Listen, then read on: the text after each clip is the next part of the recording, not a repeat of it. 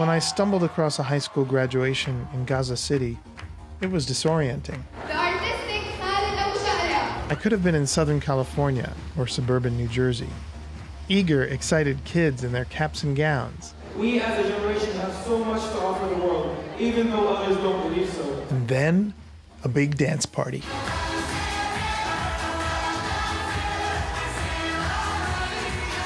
But these graduates of Gaza's American International School are the privileged few, the sons and daughters of the elite. They've come of age in a place that's been under blockade since they were 7 years old. And even they can't be sure that they'll ever get out. The other 99% of Gazans are far worse off. They're stuck here, in one of the most densely populated places on Earth, with little or no work, sporadic electricity, filthy water, and worsening public health. The most acute shortage is of hope. Since March, thousands have gathered in protests demanding a right of return to their ancestral homes in what is now Israel. The protests were the idea of a young activist.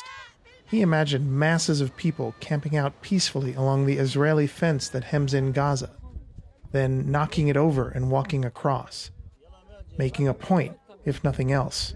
لماذا نموت بالصمت في بيوتنا؟ لماذا لا نخرج ونطرق جدران السجان؟ But he lost control of what he had started.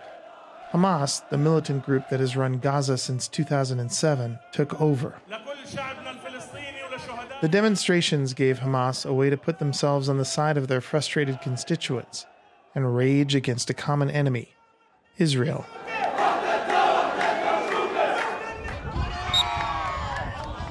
The protest camps set up along the fence can make you do a double take.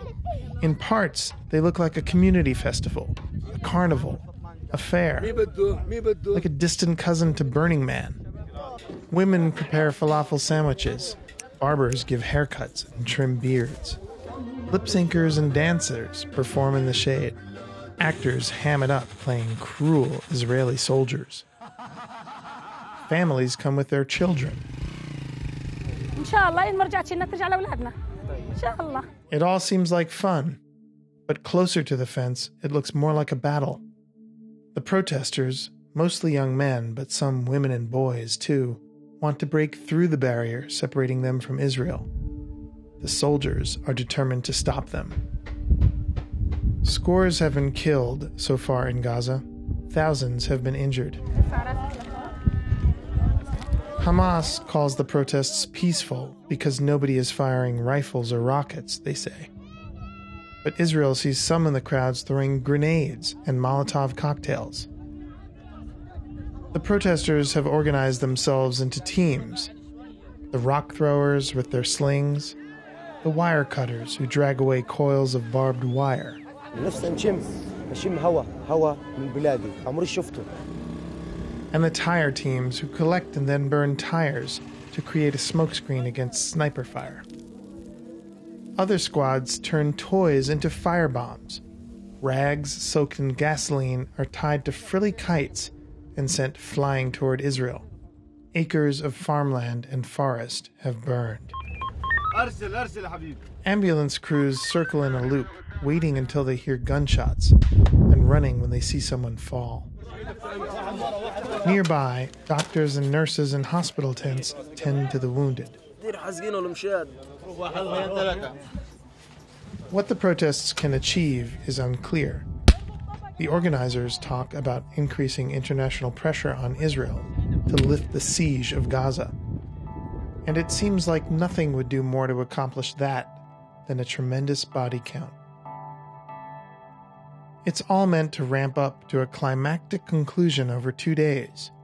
May 14th, with the U.S. Embassy's move to Jerusalem on the 70th anniversary of the State of Israel, and May 15th, when Palestinians remember that history as the Nakba, the catastrophe.